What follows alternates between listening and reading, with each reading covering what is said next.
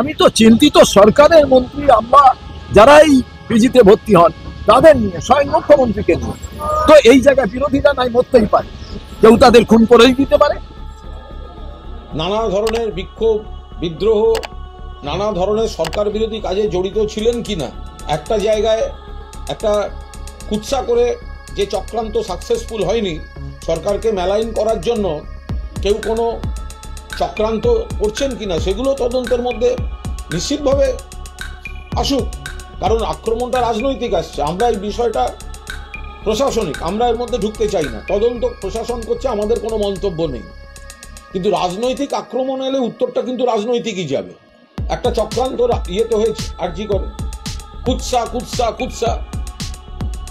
ওই হাসপাতালের কে কারা ওই রাত জাগা, কারা সব দফা এক দাবি এক, কি করে একটা স্যালাইন ওখানে গেল, অন্য কারোর কোনো ক্ষতি হলো না, শুধুমাত্র ওই একটি গাইনি ইউনিটে একটা ইউনিট 1C ক্ষতি হলো। কেন হলো, কি হয়েছিল ওখানে? নিশ্চয়ই প্রশাসন তদন্ত করবে পুরোটা। আমরা এর মধ্যে রাজনৈতিক কোনো মন্তব্য আমরা করব না। যারা যা কথা বলছেন আমার মনে হয় নিজেকে আয়নার সামনে দেখেই কথা বলুন। আর তার স্ত্রী যদি ভর্তি থাকতেন, আগামী দিনে তো তাদের ছেলে মেয়ে থাকবে, তাদেরও তো কোনো না কোনো সময় সন্তান প্রসবের মতো সুযোগ আসবে। আমার মনে হয় এই ধরনের কথাবার্তা না বলাই ভালো। সরকারের নিজেদেরও আয়নার সামনে দাঁড়ানোর প্রয়োজন আছে। এটা শুধু নিছক রাজনীতির জন্য করবেন না। বিরোধীরা কনস্ট্রাকটিভ যে বিরোধিতা করে তাকে সরকারের গ্রহণ করা উচিত।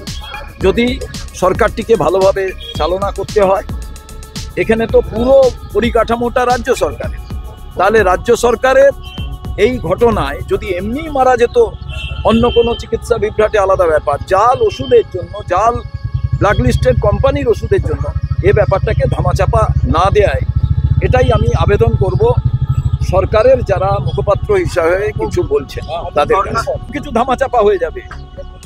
একটা বাচ্চা শিশু জন্মাবার সঙ্গে সঙ্গে মাতৃহারা হয়ে গেলে এটা ভাবুন। আপনারা তো সবাই কাউকে মা বলে ডাকেন, মুখ্যমন্ত্রীও তো কাউকে মা বলে ডাকেন, কুণাল ঘোষও তো কাউকে মা বলে ডাকতেন। আজকে ভাবতে পারছেন না, ওনার যখন সন্তান হয় উনি তার জন্য ভাববেন না যে একটা স্যালাইনের জন্য এইরকম ঘটনা ঘটে গেল।